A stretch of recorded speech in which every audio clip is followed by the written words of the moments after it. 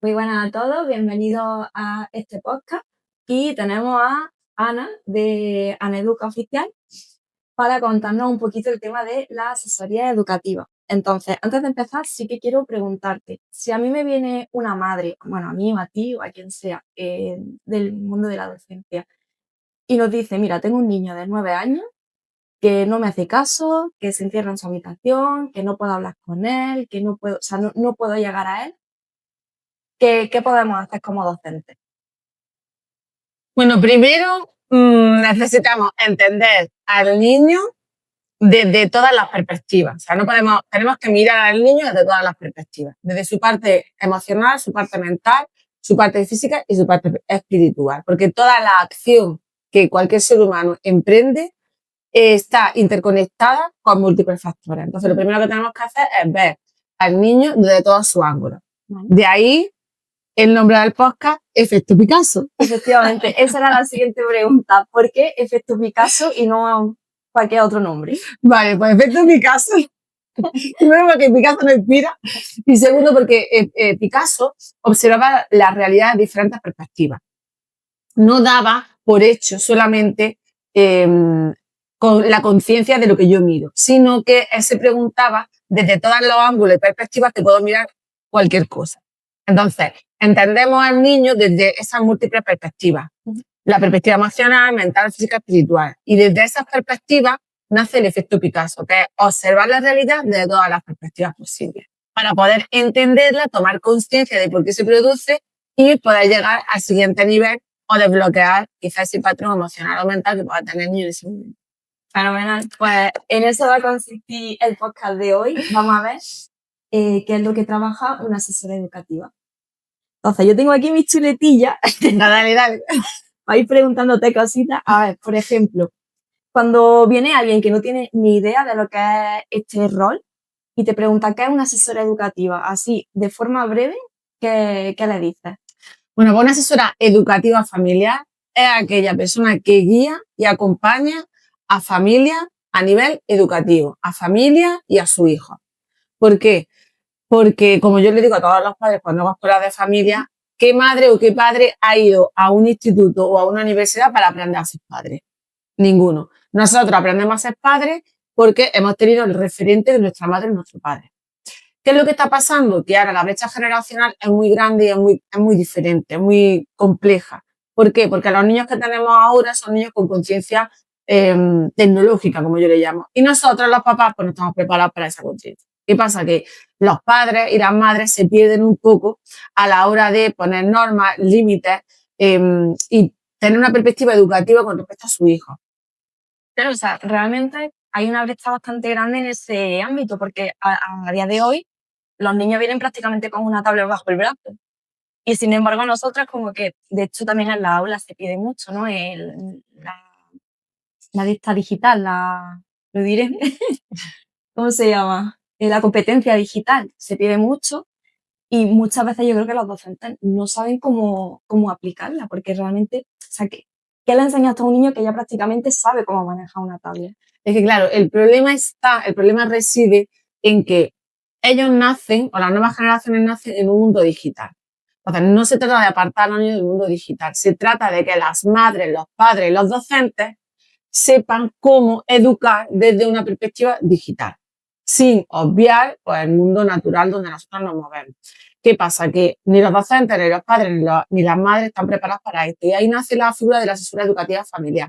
Es una figura que acompaña de forma educativa, no interviene de forma psicológica, no interviene de forma desde la clínica, ¿no? Desde la perspectiva clínica, no, es simplemente un acompañamiento educativo. ¿Por qué? Pues porque cuando un niño, no todos los niños, ¿vale? O sea, tienen problemas psicológicos, es simplemente, pues bueno, pues tiene problemas educativos, pues la mamá o el papá no se ponen normal en la casa para que el niño me entienda, o a lo mejor en el tema de los adolescentes, por ejemplo, los adolescentes para poder tener una conversación buena con ella y con ellos y que vaya esa conversación por un buen camino, es súper bueno preparar acuerdos. ¿Qué pasa? Pues que a lo mejor los padres son más impositivos y a un adolescente es que tienes que hacer esto y esto. Y lo que no saben los padres es que un adolescente está en la reafirmación de su yo adulto y necesita que llevamos una conversación más de tipo acuerdo que de tipo impositiva. Entonces, ese tipo de detalles los padres y las madres pues no lo están manejando. Y ahí es donde nace la figura de la asesora educativa. Así es, o sea, muchas veces es verdad que los padres no aceptan, digamos, ese cambio del niño al adolescente y se siguen aplicando técnicas que se utilizan para los niños cuando para los adolescentes lo que les genera eso es cierto rechazo y no saben realmente cómo afrontar. Correcto. Eso, por ejemplo, pasaría con niños más grandes. Si son niños más pequeños, estamos en una sociedad que yo le llamo la sociedad del algodonamiento. Nosotros tenemos a los niños, o sea, lo tienen todo, no se tienen que esforzar por casi nada, está todo muy dado y claro, ahí viene pues las rabietas de los niños más pequeñillos porque ellos están acostumbrados o les hemos acostumbrado a que tengan ciertas comodidades que cuando tú se las retiras por cualquier motivo, pues surge el conflicto. Eso por un lado. Y luego, por otro lado, y para mí lo más importante, es la unidad familiar. La unidad familiar se ha resquebrajado, ya no entendemos la unidad familiar como la entendíamos antes.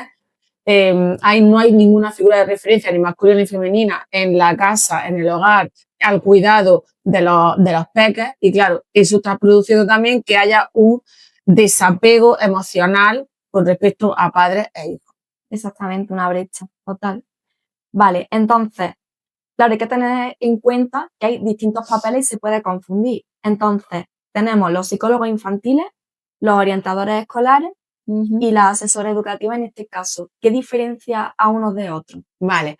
Un asesor educativo, propiamente dicho, es la persona que guía y educa comportamientos que tienen que ver con la vida cotidiana, ¿vale? Ya sea poner normas en casa, marcar unos límites a unos niños, crear unas rutinas sanas para la familia, que haya un diálogo positivo entre la familia, la forma de comunicarse entre los niños y los padres. De hecho, voy a hacer un kick-off, me han pedido una escuela de familias que la voy a dar la próxima semana, próxima semana será, en un cole, justamente eso, pidiéndome el cole y el AMPA, que trabajemos un poco la parte de el diálogo entre padres y entre hijos y entre profes.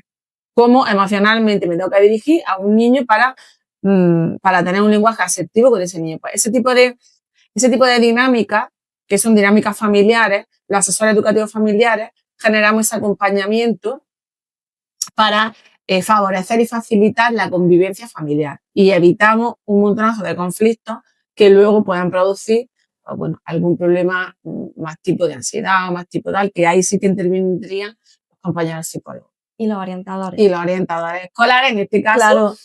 ayudan a los profesores en el colegio y a los niños en el cole. Los orientadores escolares van justo a trabajar los contenidos curriculares. ¿De acuerdo? Una asesora familiar también puede dar apoyo académico, ¿vale? Porque casi todos son docentes, trabajadores sociales, educadores sociales. Así puede dar apoyo académico, por supuesto, es una de las formaciones que los asesores tenemos con nosotros, pero la orientación se queda solo ahí. Nosotros vamos un paso más allá, que es el acompañamiento educativo y la convivencia adecuada con la familia. Claro, o sea, al final el asesoramiento familiar no se reduce solamente a la familia, sino también a los centros, porque al final la educación de los niños, tanto de niños como de adolescentes, depende del centro escolar y de los padres. Entonces, al final tiene que haber ahí como una comunión, digamos, de uno y otro y un acuerdo para que esa educación vaya en una misma dirección. Correcto. La figura del asesor es súper polivalente y es un nexo de unión entre todo, entre los niños, que es una generación nueva, los padres, que es otro tipo de generación, los colegios, que también tienen esas deficiencias.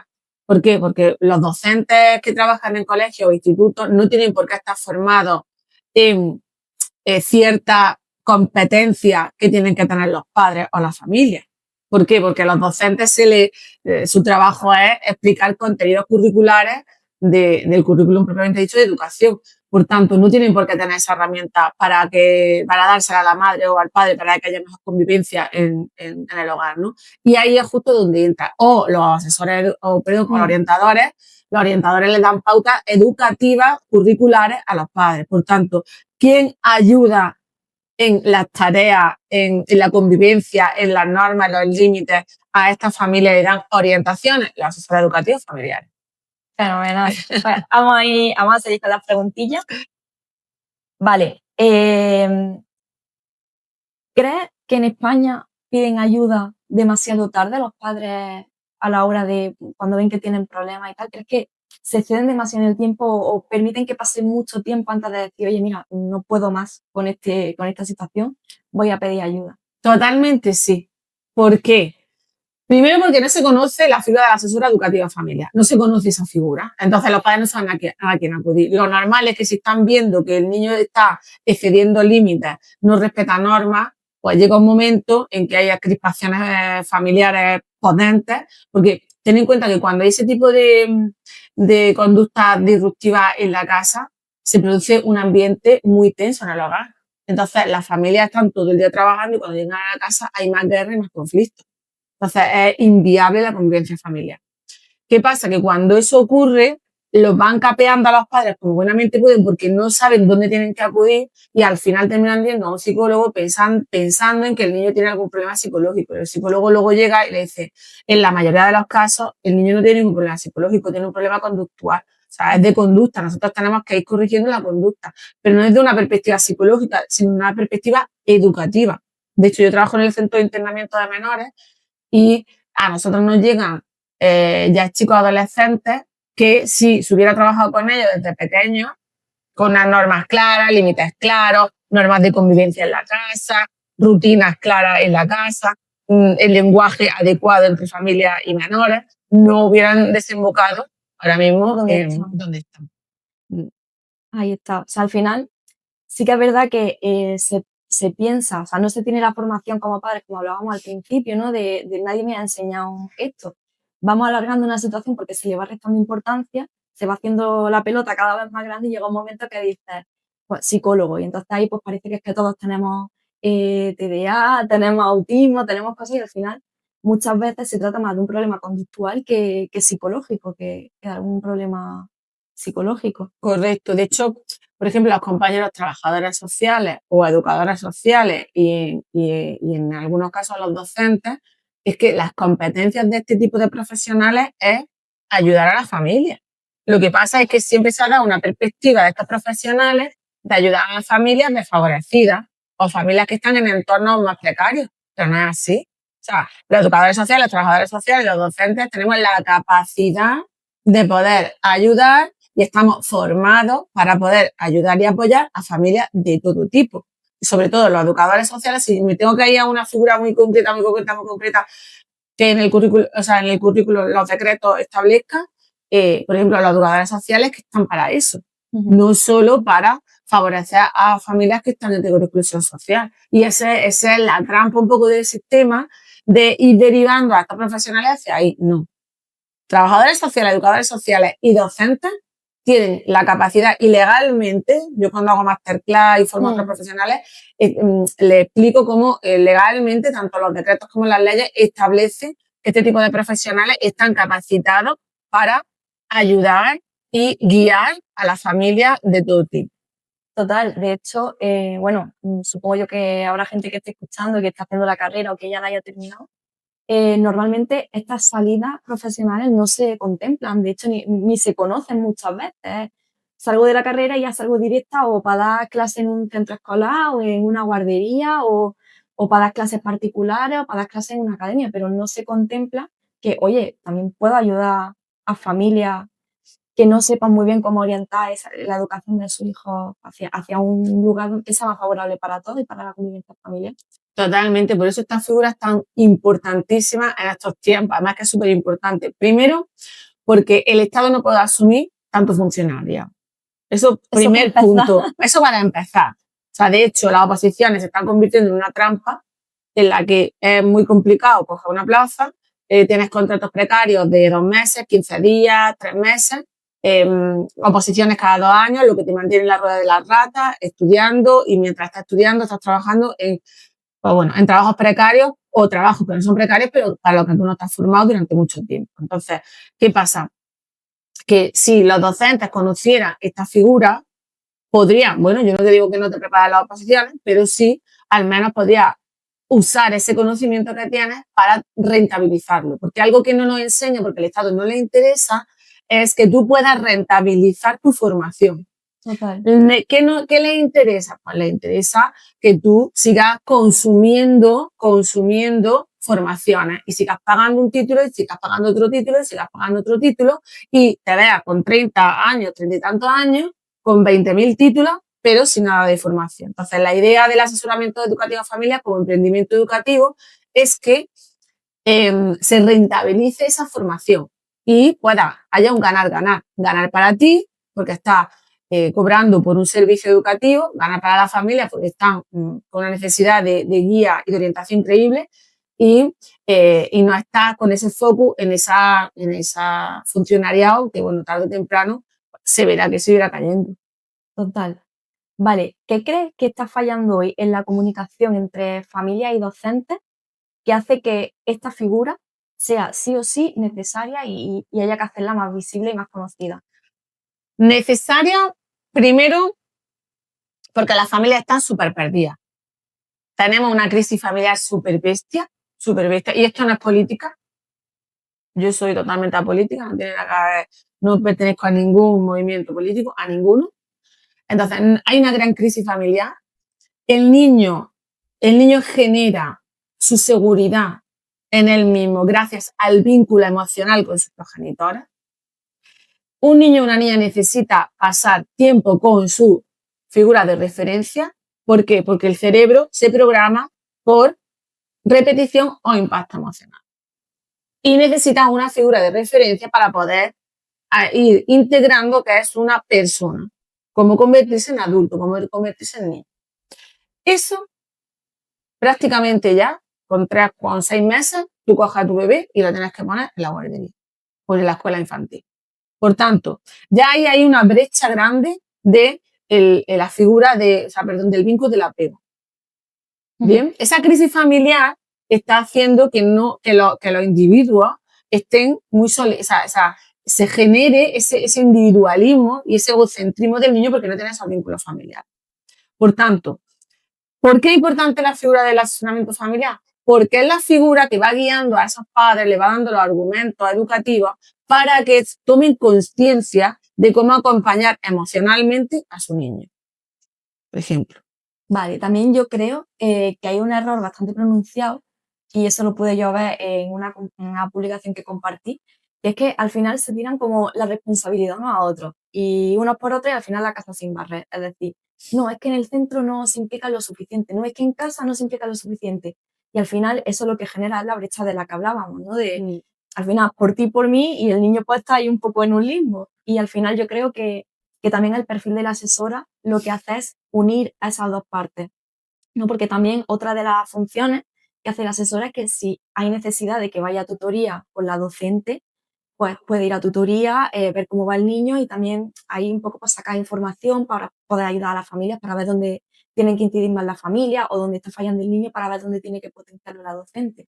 Entonces yo creo que también la figura del asesor educativo en ese sentido es importante porque hace como ese pegamento, ¿no? Sí, Esa sí, unión. sí, sí, sí, O sea que me parece también súper bonito la función que tiene, porque creo que eso, que genera esa unión que muchas veces no entendemos, o sea, no comprendemos ese límite de hasta aquí es del centro y hasta aquí es de la familia. Y eso también. Vamos a ver, es que hay una brecha, o sea, que hay un límite muy fino entre la responsabilidad familiar y la responsabilidad del docente. Es una guerra que yo creo que esta guerra siempre ha estado toda la vida de Dios, ¿no? Porque, claro, también los docentes que trabajan en cole es que están formados para explicar contenidos y para explicarle a la familia, ¿bien? Cómo tiene el niño que integrar esos contenidos, ¿vale? ¿Qué pasa? Que los padres piden esa guía a estos docentes que no están preparados para ello ni se han formado para ello. ¿Por qué? Porque se desconoce la figura del asesor educativo. Si se conociera más esta figura, esos padres que no saben a dónde tirar acuden al asesoramiento educativo familiar, la asesora o asesor le apoya y le orienta educativamente en estas lagunas que tienen los padres, y dejan a lo mejor de exigirlo, de pedirle a los docentes esto, ¿vale? ¿Qué pasa? Que el sistema educativo, pues lo único que hace es introducir contenidos, porque esa es otra, introducir contenidos en la mente de los niños. pero toda la parte integral del niño no es educada. Y ahí es donde está el conflicto, ¿vale? La escuela, lo que trata la escuela o la formación es meter información en la cabeza de los niños, ¿sí? Pero nadie trabaja la parte emocional del niño, la parte cognitiva del niño. Antiguamente en la filosofía se trabajaba un poco la forma de pensar, cómo tengo que pensar, cómo tengo que hablar, el diálogo, ¿no? La dialéctica. Entonces, un poco la escuela de la antigua Grecia, que trabajaban esa parte sistémica del niño, ¿no? La parte emocional, la forma en la que yo tengo que ir pensando, la forma en la que yo me tengo que mover, la forma en la que yo me tengo que relacionar con el otro. Esto que antiguamente se hacía en este tipo de escuelas y en la familia, ya no se da. ¿Por qué? Porque el núcleo familiar está roto. La madre se tiene que coger a las 8 de la mañana y salir a trabajar y no viene hasta por la tarde, el padre igualmente, y al final el niño, ¿dónde lo llevan? Al centro educativo. Entonces, lo que debería de ser asumido por la familia o por otra figura, que en este caso es la asesora, no lo está asumiendo, lo tienen que asumir, en este caso los docentes, que no están preparados ni están formados para ello. Ahí es donde está el problema. Sí, y de alguna manera no es su competencia como tal. Correcto. Entonces, al final es echarle también la responsabilidad de alguna manera al docente que dice, oye, yo llego hasta aquí, que o sea, mi trabajo es hasta aquí. Entonces yo, si el niño tiene cualquier problema o tal, yo me puedo involucrar con el niño de tal manera o de tal otra, pero no es mi competencia. Entonces, al final, claro. Todo está ahí, si está ahí, el origen está ahí. El origen está en que toda esta integralidad que tiene un niño, un ser humano, no está siendo atendida. No está siendo atendida, porque en primera instancia tendrían que ser los padres. Los padres están muy ausentes del núcleo familiar. El tiempo que están, los padres están estresados, perdidos, porque están agotados, perdidos. Entonces, y aunque estuvieran, no están formados tampoco para ello. Entonces, justo ahí es donde tenemos el problema. Bueno, vamos a ver, cosas del directo. Estamos haciendo el podcast, esto no pasa nada, se pone también el podcast, estamos haciendo el podcast. Y ha entrado una compañera de aquí, del despacho del centro, y entonces hemos tenido que parar, pero bueno, nosotros continuamos, que no pasa nada, naturalidad. Ya está, un queja y seguimos. Venga, vale. Que estábamos todos concentrados. Sí, estábamos súper focus, súper creativos. Vale. Pero también mola, ¿no? Que estamos ahí demasiado concentrados y casi estábamos como súper profesionales nosotras y a ver que esto también es por algo de nosotras. Vale. A ver, sin dar nombres ni detalles ni nada. Venga. ¿Has tenido la experiencia de que te haya llegado alguna familia diciendo, mira, esto no tiene ya solución ninguna, yo ya estoy aquí gastando cartuchos por gastar cartuchos, a ver qué pasa, pero tengo cero esperanza, y se hayan encontrado con que todo lo contrario, con que su situación ha empezado a mejorar a raíz de ir a una asesoría educativa? Uy, muchas veces. Yo creo que casi todas las veces. Hombre, casos muy extremos. Sí que tuve un caso muy extremo, que ahí estuve yo trabajando bastante tiempo, y que toda la raíz era del mismo sitio. O sea, toda la raíz era del mismo sitio. Viene a consulta, porque el niño eran dos hermanos, bueno, siguen siendo, que están ahora súper bonitos, ¿vale? Súper grandes, ya los veo por la calle tan grandes, tan guapos, pero bueno, en su momento eran más chiquitillos. Y el chico que era también el pequeño, estaba muy disruptivo, no hacía caso a la madre, total, estaba muy inestable y disruptivo, y lo primero que hicieron fue llevarlo a la psicóloga, ¿vale? Típico. Llevamos al psicólogo y la psicóloga le hizo pruebas tal y le dijo a la madre, mira, no tiene nada, simplemente pues que no respeta las normas y porque hay que educarlo. Y la madre pobrecita me decía, Ana, pero si es que yo lo educo, si es que yo no sé cómo educarlo más, ¿no? Entonces empezamos a indagar un poco en cómo eran las rutinas de la casa, cómo eran las normas de la casa, cómo era el niño, investigando un poco sobre cómo era el niño, ¿no? Y empezamos observándolo, llegamos a la conclusión pues, que era un niño muy activo, también los niños de Nogariano son muy activos, era un niño muy activo, era un niño también muy líder, era un niño más emocional que mental, ¿sí? Y la madre, sin embargo, era un perfil muy autoritario, ¿vale? ¿Qué pasa? Que el niño líder choca mucho con el perfil autoritario de los padres. Claro, la madre no era consciente de que su perfil educativo era autoritario, ¿sí? Y claro, no entendía qué es lo que estaba pasando ahí. Eso por una parte. Luego, por otra parte, en esta familia, el padre trabajaba fuera y venía solamente a los fines de semana, por lo que la madre tenía que asumir la educación sola. ¿Qué pasa? Que ahí la madre compensaba un poco al padre. Claro, los dos roles. Los dos roles. ¿Qué pasa? Que la madre se conectaba con esa parte más autoritaria porque le faltaba la fuerza hasta del padre, ¿no? Y olvidaba, fíjate lo que te digo, olvidaba su parte emocional, su parte de madre, afectiva, cariñosa, más diligente, más compasiva, más flexible, ¿no? Incluso. Y claro, se ponía en ese rol de, como decía, ya que soy un sargento, ahora solo me pasa a gente. ¿Qué pasa? Que entonces cuando empezamos a trabajar un poco, ella se dio cuenta, con el trabajo que hicimos, se dio cuenta que había perdido un poco su parte compasiva, su parte amorosa. Que es verdad que la sacaba cuando venía el padre, pero el padre estaba tan poquísimo tiempo en casa. Ella intentaba compensar al final y se excedía en el papel. Correcto. Entonces el niño, lo que realmente le estaba reclamando a la madre era afectividad. Porque como te he dicho antes, era un niño más emocional, más impulsivo y chocaba con esa autoridad tan férrea de la madre. Cuando la madre se dio cuenta y empezó a conectar con su parte más emocional y ser más cariñosa con el niño, más empática, más diligente, el niño empezó a bajar esa resistencia a la autoridad. Le dimos una pauta de cómo tenía que dirigirse al niño, ¿vale?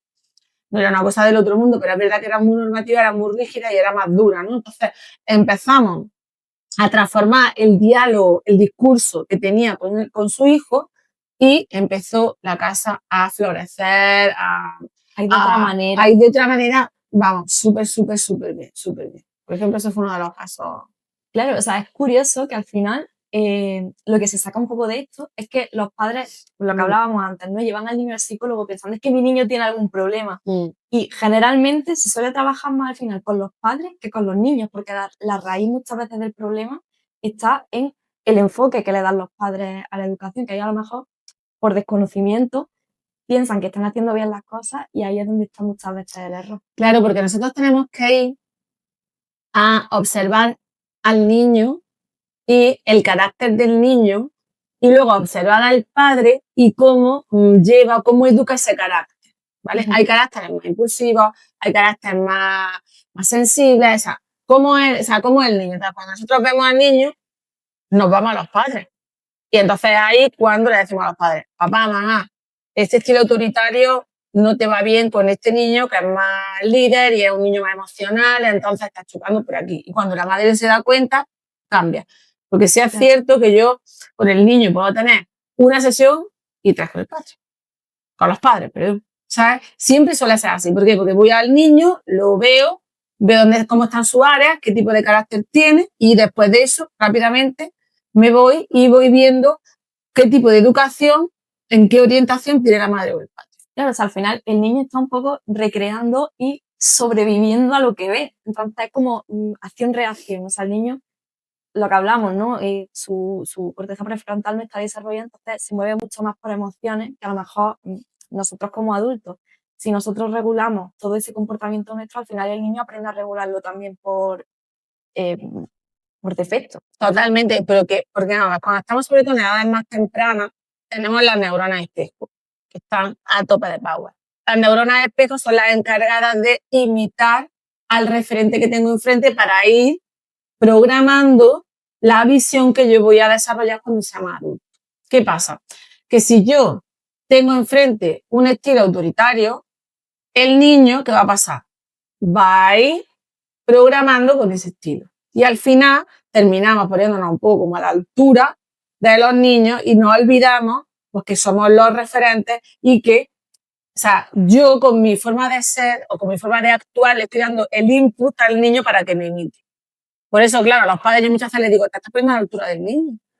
El niño está pataleando o está, no sé, que tiene una rabieta, por ejemplo, los niños más chicos, tiene una rabieta. Y la madre o el padre, en vez de calmarlo, dar un abrazo, te entiendo, cariño, ahora hablamos, cuando está más tranquilo, ¿qué hace? ¡Pum! Se pone a esa altura. Es que te he dicho que... No le estás dando la información al neocorte. Total. Estás conectando con la emoción del niño en ese momento. Total, y muchas veces, sobre todo pasa con la figura del autoritario, dependiendo del carácter del niño, ¿no? De lo que hablábamos. Si es un niño que no tolera mucho el tema de la lealtad a la ley o a la autoridad, podemos generar o a un niño que se rebele, o sea, que luego en la adolescencia se te rebele, o por el contrario, un niño que sea totalmente sumiso y dócil y que haga caso a todo, no sepa poner límites y muchas veces obedezca sin saber por qué está obedeciendo. Totalmente. Hombre, ahora yo con el paso del tiempo sí que me he dado cuenta que el estilo educativo está variando un poco. Sí es cierto que los padres también están evolucionando, las madres padres están evolucionando, ¿no? Y es cierto que a lo mejor pivotan entre a lo mejor autoritario, más normativo autoritario, o pivotan a más democrático, pivotan a más conscientes. Es cierto que van pivotando. Cuando yo empecé me encontraba estilos educativos más férreos, o sea, personas muy autoritarias, personas muy... Entonces, sí es cierto que los padres vamos evolucionando, las madres padres vamos evolucionando, pero no obstante no entendemos cómo funciona el cerebro de nuestro niño y qué características naturales trae el niño. Por eso no terminamos de conectar con esa parte de que necesita el niño o la niña. Más, si ya le añadimos la parte tecnológica, ya para qué, apaga y vámonos. Vale, ¿hay alguna frase que escuches mucho decir, independientemente ya sea de padre o de docentes, que tú digas, madre mía, el día que dejen de decir estas cosas a lo mejor cambian las cosas? Una frase que diga mucho a la familia. No entiendo a mi hijo. Es que es verdad. No entiendo a mi hijo. No sé, no lo entiendo, ¿qué le pasa? Y cuando no lo entiendo, ¿qué le pasa? Al psicólogo. No. Lo que pasa es que primero la brecha, ¿vale? El tema tecnológico, voy a insistir mucho, porque es que es verdad que tenemos ahí un problema bastante grande. Pero el no entiendo a mi hijo viene de que primero no saben cómo funciona el cerebro del niño. Ni tienen por qué saberlo, pero claro, es guay que lo sepan. Es bueno que lo sepan. Segundo, no entienden que el niño no es un niño, sino el niño tiene una parte mental, una parte emocional, una parte espiritual también, tiene unos talentos. O sea, es muy complejo. Por eso el efecto Picasso, porque es muy complejo el niño. O sea, el ser humano en sí es complejo. Entonces, tiene como departamentos. Departamento mental, departamento emocional, departamento más de talento, talentoso, el departamento físico, o sea, es tan compleja. Y claro, los padres se quedan en, no lo entiendo, claro, no lo entiendes. Porque primero, si a lo mejor tiene más desarrollada la parte emocional, pues un niño más temperamental. ¿Qué pasa? Que hay que saber manejar ese temperamento. Y a lo mejor hay que ir equilibrándolo con la parte más mental, por ejemplo. Yo me he encontrado casos de niños que son muy impulsivos, súper emocionales, y he trabajado justo con los padres el desarrollo de su parte mental para equilibrar, ¿vale? Educamos esa parte emocional, que es su área fuerte, pero vamos también dándole un poco de atención a esa parte mental que está en desarrollo para ir equilibrando un poco todos los departamentos o áreas. Claro, o sea, al final se trata de eso, de mantener un equilibrio, más que nada por lo que hablamos siempre del principio de polaridad, ¿no? Si tienes un niño muy emocional y tú también eres muy emocional, al final, claro, o sea, eso se tiene que equilibrar de alguna manera. Exactamente, porque emoción más emoción, doble emoción. Claro. Las mamás, por ejemplo, somos súper emocionales, las mujeres en general somos más emocionales. Por eso las mamás chocan con los niños y empiezan, yo se lo digo mucho a las madres, emoción más emoción, doble emoción. Entonces, si tu niño está en la emoción, tú no puedes conectarte con su emoción, te tienes que conectar con tu parte mental. Y esa parte mental es la que va a reducir esa parte mantener ese equilibrio. Total. Vale, y si hay alguna familia que me esté escuchando hoy y tuviese que quedarse solo con una idea de lo que hemos hablado hoy, ¿cuál debería ser? Pues mira, efecto Picasso. Ay, que me encanta. Es que Es que, literal, efecto Picasso, ¿vale? Me encanta. Porque el efecto Picasso, yo creo que pueden conectar muy bien. El efecto Picasso explica que los niños tienen múltiples perspectivas, múltiples departamentos. Y esos departamentos, nos guste o no nos guste, tenemos que conocerlos como padres. Tienes que conocer cómo piensa tu hijo, pero también tienes que conocer cómo siente tu hijo, y también tienes que conocer qué talento tiene tu hijo, y también tienes que conocer físicamente cómo se mueve tu hijo. ¿Sí? El lenguaje corporal, por ejemplo, yo también trabajo mucho con los padres el lenguaje corporal de los niños, ¿no? Y luego también su parte espiritual, el cómo enseñarles a ellos también el autoconocimiento, ¿de acuerdo? Porque si algo tiene la educación consciente o el asesoramiento educativo familiar consciente, ¿vale? Porque yo me dedico a formar a docentes en el asesoramiento educativo familiar consciente. ¿Por qué? Porque el autoconocimiento es súper importante. El autoconocimiento hace que el efecto Picasso tenga sentido, ¿sí? Entonces, trabajamos el autoconocimiento de los padres y que los padres tengan esa herramienta para dársela al niño y que el niño también tenga esa parte de autoconocimiento. Y el conocer profundamente a su hijo y a ellos mismos. Esa es la parte, como digo, el lacico tan bonito que tiene esta asesoría tan especial, es ese punto. Claro, o sea, al final se trata de que el niño desde bien pequeñito se conozca a él mismo para que cuando se vaya desarrollando, al final sea realmente un adulto funcional, que muchas veces es el problema que nos encontramos. Es decir, no nos han tratado de niños y llegamos a adultos con una serie de problemas psicológicos, de pequeñas taras y cosas que no sabemos cómo afrontar, y muchas veces todo parte de esa educación que nuestros padres de mil amores nos lo han dado lo mejor que han sabido, pero claro, sin tener toda esta información que a día de hoy, pues gracias a Dios, podemos tener. Claro, existe. Es que la historia es que la información está. ¿Qué es lo que no está? El conocimiento de que está la información. Claro, y el saber aplicarla sobre todo, porque se habla mucho de educación positiva o crianza positiva, o educación consciente, pero dices, vale, ¿y esto cómo lo ejecuto? ¿Cómo lo hago? Pues al final también la figura del asesor educativo lo que hace es eso, es decirte, vale, pues estas son las pautas, estas son las herramientas y se tiene que hacer de esta manera para hacerlo bien. Correcto, correcto. ¡Ay, qué bonito! ¡Me encanta! Me encanta el efecto Picasso. Sí, total. Y ya para cerrar, sí. Claro, lo que hablábamos antes, ¿no? O sea, muchos docentes tampoco saben que existe esta figura. ¿Qué le diría si hay algún docente que se quiera formar en esto o que quiera conocer un poquito más del tema? ¿Cómo se lo haría llegar? Lo primero, Ana Educa Oficial. Instagram, redes sociales, Ana Educa Oficial. Lo segundo, la figura del asesor educativo familiar consciente, o sea, es que casi, o sea, es muy desconocida. Entonces sí que le diría que se acercara al canal, se acercara a las cuentas, a las redes sociales y un poco investigara. Ya hay muchos docentes que se están formando, muchísimos, y la idea es que muchos conozcan esta figura para poder apoyar a la familia. Así que Ana Educa Oficial, y ahí estamos dándolo todo como asesora educativa familiar consciente. Fenomenal. Pues ya con esto cerramos este capítulo de podcast. Ha sido un placer. Igualmente. Ojalá que haya muchísimos más capítulos de efecto Picasso.